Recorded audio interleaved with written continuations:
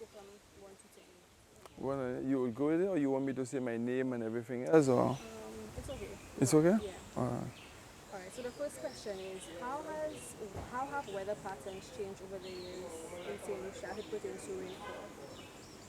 Over the years, we will see the change in rainfall pattern due to the El Nino and La Nina events, where we will see during the drier season, in the dry season, we'll have more rainfall, and in the wet season, it will be drier.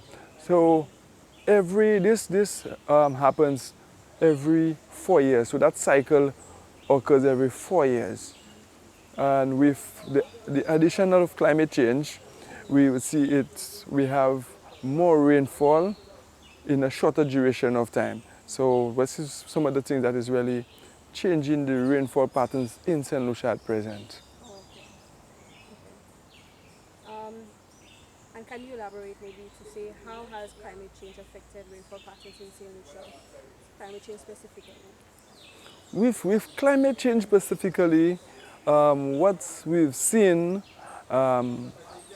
as farmers clear off more lands for agriculture, and also lands have been cleared for housing, for urban development. It also contributes to that of climate change. So where you had thick forests is cleared for housing, you have a less rainfall, because as we know, the trees contribute to rainfall patterns, in that the more forest cover you have, right, the more evaporation you have from the leaves, the trees, they store of water into the soil. And so as you clear this thing out, you have less water being evaporated. And these are one of the main things that is really causing that of climate change, because of man interference into the forest. Okay, and you mean that on a global level, or we have that issue here? It for St. Lucia, this is one of the things we really have moving for us, that of deforestation. But for the global, on a global level, we have different patterns. We have that of industries where we see greenhouse gases being affected, the smog and all that affecting the ozone layer. But in St. Lucia, we do not have all these big manufacturing plants and what. So I would say the industry is causing less effect on our rainfall in St. Lucia. But at present, I will tell you that of deforestation would be one of the things causing more of, I would say, more of that towards climate change. Okay.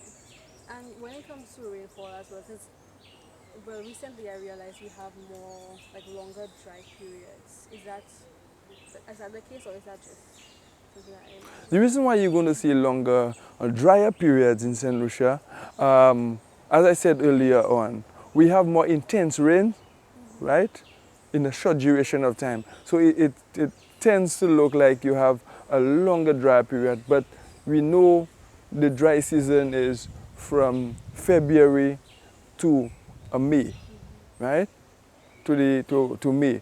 It is still the same. Nothing have changed. Again, if you have the El Nino and La Nina in effect, you will see a different pattern. And this is what that confuses us. And we keep, we're going to say, oh, it's climate change.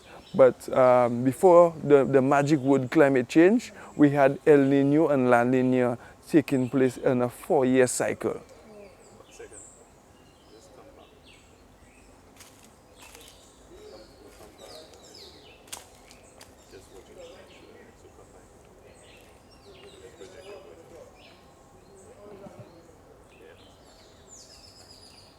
Um, has climate change had any impact on St. Lucians' accessibility to clean water? Yes, I would say yes. With the more intense rainfall, we have more runoff, we have more silt into our rivers. So that now contributing into Wasco having to shut off their systems and to shutting off the systems, and you have more floods taking place within a short period of time. So that now would contribute into, um, I would say, not clean water. Yeah. Okay, and I guess just to go back to the previous thing, so I guess the um, short periods of intense rainfall is a result of climate change, you say? Yes, yes. It contributes to climate change. Okay, okay. And how can okay, so that means number four, the fourth question would have been how can a reduction in rainfall affect local ecosystems? Um, but I guess since it's not a thing to do with climate change, and you're saying that it's more the 4-year cycle, Yeah. Also, too, with what we see with the climate change, it affects our rainfall pattern also a little, not greatly like, as I said previously, in that of the El Nino and La Nina. Yeah? The climate change effect, we could see it's creeping into St. Lucia, but not, I would say, at a rapid rate. Yeah. okay. So in those instances, how do you know how it affects our like local ecosystems, like plant life and animal life? Does it have an effect on them? Oh, yes. One of the things we could see clearly now, and I know you could justify that they have mango trees who would be bearing mangoes throughout the year. Before we know in the dry season, really that is when we get mangoes. And now we getting mangoes in the wet season, in the dry season. Any time of the year, we get mangoes. And some other fruits that we know for a fact that it was bearing season, maybe around December time, we would see mangoes in the middle of July. We would get some of the crops, in the middle of when out of the bearing time. Okay. And what about like wildlife? Do you know how wildlife is affected? In terms of the wildlife, what we've seen now, because of the abundance of the banana plantations, we've realized an increase in the snake population and also an increase in the mongoose population. That is one. I know this wildlife there. In terms of the other species, that we have not conducted a census, a survey to tell. I know Forestry recently conducted a parrot survey, a census, and they say now they're recording now a higher population of the Amazona versicolor, which is the national bird on island. Yeah. So why is it that we don't do more surveys? And how often do you guys do surveys? Well, that is a nice question. It boils back down to financing. Everything we need to get finance. So when a friendly government or a friendly agency contribute towards one of the surveys, or you may have a university conducting a research, this is where you will get some financing to conduct such a survey. And based on your observation, how does St. Lucia fare in periods of drought? Does it affect our food supply and our livelihoods in any way? Would you say? Yes, yes. For 2009 to 2010, we had a major drought on the island, and it did affect the food chain. The farmers are suffering immensely in that they cannot grow some of the crops, especially the vegetables. No way, because you need water to irrigate the crops. And if no water, right, in your streams, no way you could go and plant this. So the Ministry of Agriculture, along with the FAO, the Food and Agricultural Organization, came up with the importation of some drought-resistant crops, drought-resistant bananas, right? Drought-resistant potatoes in order to sustain, right, the food market. Yeah. And when did you start doing that, you said? In 2009? After the 2009 drought experience, yeah. And also we from the water resources end, um, we are now advising households and farmers, right, to go into rainwater harvesting as an alternative of water supply. So in the dry season, you will be using your rainwater harvesting system. And can you speak to accessibility by local communities to clean water? Like what percentage of our population has access to clean water, would you say? At present, I would say 95% of St. Lucia receives clean potable water.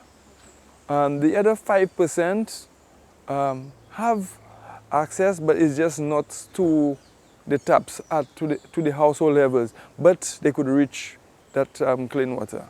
So the 95% is really within the households. Okay. So that 5%, like where are they located? Is it like on the outskirts of the area? Yes, basically in some of the rural communities on the island. Okay. And you said that they have access, but it's not to the house. So what would you say is the main hindrance in like some people not being able to access clean water? Would it be like distance, or do you think we could do more in terms of building infrastructure to help them like get access to clean water? One of the main reasons for some of these households not receiving that potable water from the company, Wasco, because of one, unplanned settlement. You have to the location of the households, in that Wasco have no connection, no network system within that area. So because of the area, the location, it would be a little difficult for Wasco to provide water in that area. And the other cause, some of the areas do not have sufficient storage. They don't have sufficient storage, so you find the persons go the ancient way, just doing the rainwater harvesting, and go to the river to do the laundry. Okay. And can you speak to our supplies of water as well? Because earlier you mentioned like how climate change can affect people's our water supply, as in well, silt gets into our dam, is that right? What other sources of water do we have? Like would you say like usable water, clean water do we have in St. Lucia? Like the dams. Apart from the dams we have from Wasco, many persons again, I would say, use rainwater. We also have, I would say, maybe about a 5% of groundwater usage. We have wells, groundwater wells, on island back in the 18th century, around that time. So some of these wells is being used not on a wide scale, but on a small scale basis. Yeah. So what do you think about in the event that we have maybe a hurricane or something happens that the dam gets silt goes into the dam? Do you think that we have proper procedures in place to get things up and running again in a timely fashion? In an event where we may have the dam failure, in times of an I would say maybe a hurricane, a disaster, I know for a fact that Wasco would be able to provide water for some communities within 24 hours. For other areas, it may be over 72 hours. It all depends on the location in which you're at.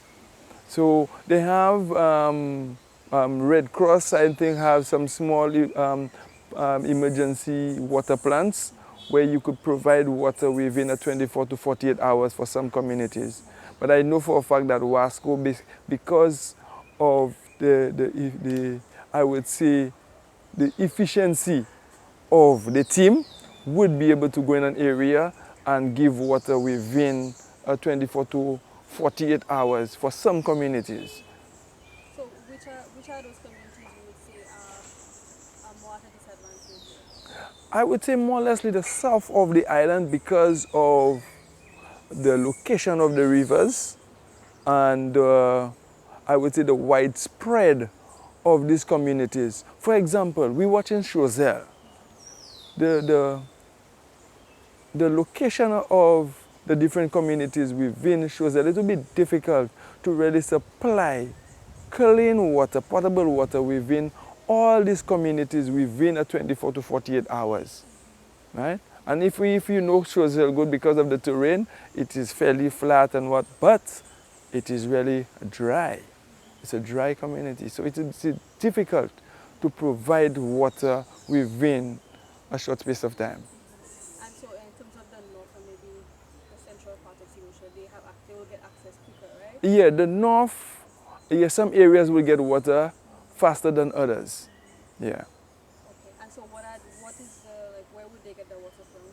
Okay, apart from the dam, you also have the Millet Dam, the original dam before the John Compton Dam, the Millet Dam, Dam de Traversée. It is still up and running with now some rehabilitation works being done at it.